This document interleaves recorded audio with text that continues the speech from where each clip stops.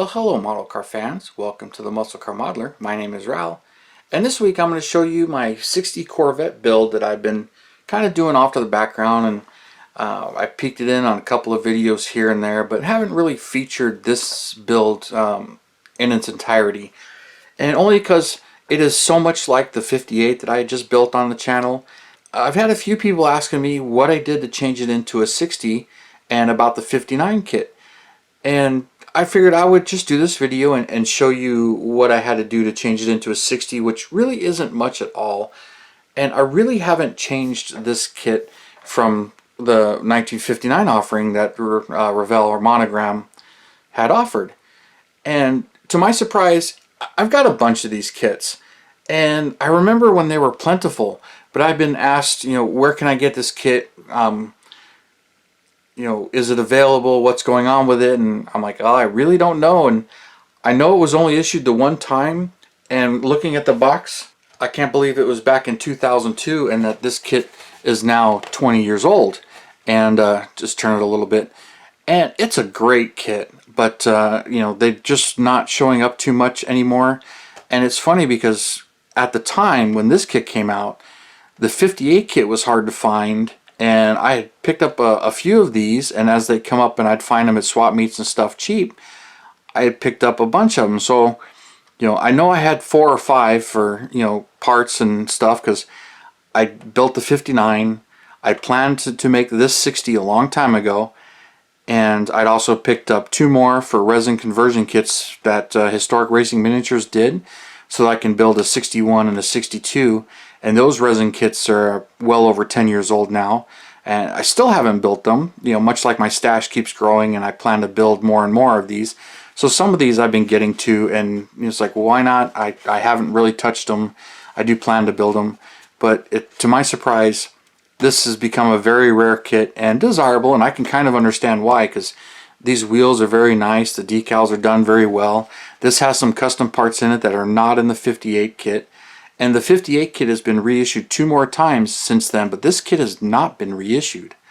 I would like to see them reissue it. I hope that they reissue it someday. But at this point it hasn't been, and to my shock it's 20 years old. And I just don't know why, unless it gets confused with other 59 Corvette kits out there, because this box art is the one that's really nice. There are other kits out there. Like this one says 61 donor, but you can build it stock or custom. I'll probably do a full review of the kit contents between this kit and the 58 kit. And the initial 58 kit had additional parts, but the reissues, I understand, are stock only, like the one I just built. But you've got this more modern fuel injection, well, 20 years ago modern. Now it'd be LS swapped, but and then another picture of the custom. And then this one had the hard top, or the 58 had the soft top. So that was some of my reason for getting some of these, is swapping the tops, and these are just very nice wheels. So, just buying these kits for $8 to $10 at swap meets just for the wheels was well worth it. So I could see why these have been snapped up and they're really hard to find. So sorry about that. I have no control over that, but I can completely understand, and I'm part of the cause of that, because I've definitely had 4. I think I've had 5 of this kit. I've got 3 of the 58 kit. But sometimes you just run into something and you just grab it. That's been me. A great kit. I run into it at a good price and I just grab them and bring them home. That's how my stash has kind of grown so big. But intend to build every single one of them, or have thoughts on what I'm going to do with them. So that's enough on that particular part of it. But I did change 2 things. One, the 58 kit has the pad printed tires, so I used the tires out of the 58 kit. And the 59 kit, you get plain black tires, which I was half tempted to use on the 60, but I like them full dress with the white walls, and most of them had the white walls. So, but the 59 kit comes with these, and I'll probably do a full detail on the kit contents between the 58 and 59. So I do plan that video, and I'll get to it soon enough. The only other thing, I built the chassis with the fuel injected motor. You could do it as a dual quad also, and a couple of different liveries as far as engine horsepower levels. So I did this one as a 315 horsepower, the top dog Fuelie for 1960. as I like to do, the most powerful. But the chassis is done, and it's right out of the box. Didn't do anything or change anything with this. So I built it pretty much right alongside. The 58 got started first, but I started to think about the 60, and so I pulled this one out and started working on it and looking at different colors. I've shown the body before, but I painted the coves white, and then I used Cascade Green, which is metallic, for 1960. And it's a very rare color, and only that 1 year. So that's one of the reasons why I chose this color, is in the photos and references I like. This one really stood out, and I'm like, you know what? That's interesting. I'm going to do that color. So I went with it, and I'm really happy with the results. I still have to foil this body, which is a lot of work. There's a lot of foiling that goes into these, so I haven't really gotten to that point yet, as I've been slowly working on this in between other projects as well. So all of that done. The other modification that I haven't started to do, that I plan to do, is add sun visors to the kit. Sun visors were an option in 1960. They're pretty rare, but they were starting to become more common. 59 was the first year. 58, no sun visors, which I'd noticed that in the kit. These kits don't have sun visors. But researching the car, I found that out, because a lot of them I would see online had sun visors, and this car, no exception. Many of them came with it. Matter of fact, there's a website I like to go to, and I printed this. The Corvette Story. The website is corvettestory.com, and it tells you each year, and they give you lots of statistics, which is what I really like about it. They'll tell you about the car and what's new. I didn't print that, but I printed, here's the options. So it tells you what the RPO code, what the option is. See, black wall tires, not available as far as how many. It was a $16 price. White wall tires were a $32 price. 9,000 of them got it. So 88% got the white walls. So I guess the rest of them got the black walls, but they kind of don't have the math there. They tell you about the motors and how rare they are. The 290 horse, 759 of them got it.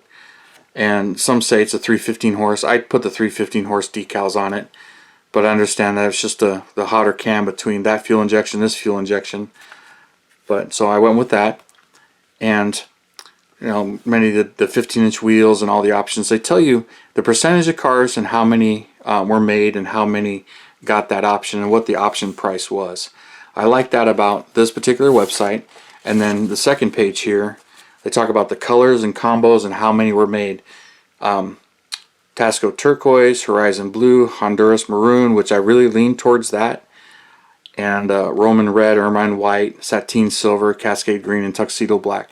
And this even tells you Cascade Green was a metallic as opposed to solid Cascade Green of 1956 and 57. That's pretty cool. And then I looked here and I saw only 140 Cascade Green cars. All of them had black interior. The soft top could be blue, black, or white, and the wheels were green. In 60, the actual steel wheel was painted body color. So it tells you 1.36% of all of the 60 Corvettes came in that color. So that was the rarest color, but I also happened to like that color. So that became more of an incentive. I'm like, all right, I have to do that color. So having the ultra rare color, one of the rarest motors, but not the rarest, and some of the other things going on with it. So that's where I get my information on Corvettes. It's one of my favorite sites for that, especially for the statistics. So sometimes I wonder where I get my information and my options. Some of it's websites like this that really have that. Sometimes it's registries, reading books on cars, and I'm just always reading. I'm such a car nut. But stuff like this. But this website makes it super easy when it comes to Corvettes, and that's where I get some of that. When it comes to the seat, though, I've been asked how I created this seat. So here's the 60 Corvette seat that I made, or modified and turned it into this. Now all I did was change out the pattern. So for comparison, here's from the other 59 kit that I haven't started. It's a complete kit, but you can see the ribs are horizontal versus vertical, and 58, 61, and 62 are all this way. For some reason 60 is the only year where they go the opposite direction. Now doing this, it actually wasn't too bad. I thought it was going to be harder than it actually was. All I did was I took my Dremel and I just routed all of this out, got the centers out as much as I can, leaving as much as I can there, and even leaving this bottom loop there, but removing the top. So to do that, here's the results. What I used is, this is evergreen plastic. It's 4062, just this is novelty, but you can see it's already ribbed. That's just the way it is. Multiple ribs. And so I just cut a section and cut it up into pieces and spliced it in. So, and if you see, I just bent it with my thumb, bent it backwards and bent it inwards. So I just curved it a little bit for the seat backs and bent it to have the curve, so you can kind of see in the shine the curve there. So, and then the bottoms are fairly flat, but I had carved it all out and then just fitted them in there and got the ribs in there. Now, the 60 Corvette doesn't have quite as many ribs. I think it's more like 7, where this one's like 9, but that's the spacing that was in this, and I went with it. And then when I flip it over to the back, you can see where I just slid it, glued it in, and I did the seat backs first and had them come down farther, so all I had to worry about was sanding this to match the original plastic and getting it in there. Once it was in there and I bent it and got the seat back glued in, then I did the bottoms. The bottoms are much the same way, and then I put these strips of styrene in there to help hold it and glue it. And from the very front here, you can still see a little bit of the line here. From this is the original plastic looping, and I cut it down and I filed it square and got it in there. And I just let super glue fill it, and you can see it's not the greatest job, and it went too far, and I sanded it smooth and rounded it once I had it matching up to the jambs right there.